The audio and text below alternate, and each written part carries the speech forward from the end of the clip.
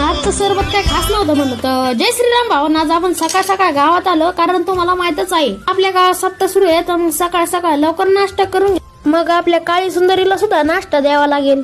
तर लवकरात लवकर मी आणि माझा भाऊ गिन्नी गावात घेऊन येतो आणि कुट्टी काढतो. कुट्टी काढल्यानंतर त्याला गोण्यात भरलं आणि कुट्टी जनावरांना टाकायला लागेल, म्हणजेच त्यांना त्यांचा आहार मिळाला पाहिजे.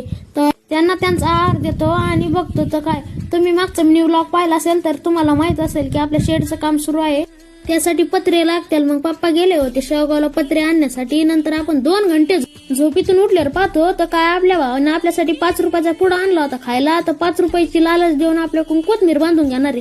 तर पण आपला कोथमीर बांधायची स्टाईल कशी कमेंट करून सांगा. त्यानंतर ते गेले पैठणला कोथमीर विकण्यासाठी. नंतर म्हणलं घरी कोण नाही तर आपण गपचूप ज्यूस करून घरीवरून रसना पुढे आणली आणि ज्यूस करून पेलो. पण चव पाहिली तर लिंबू सरबतला जी चव आहे ते दुसऱ्यात कोणत्या ज्यूसला नाही.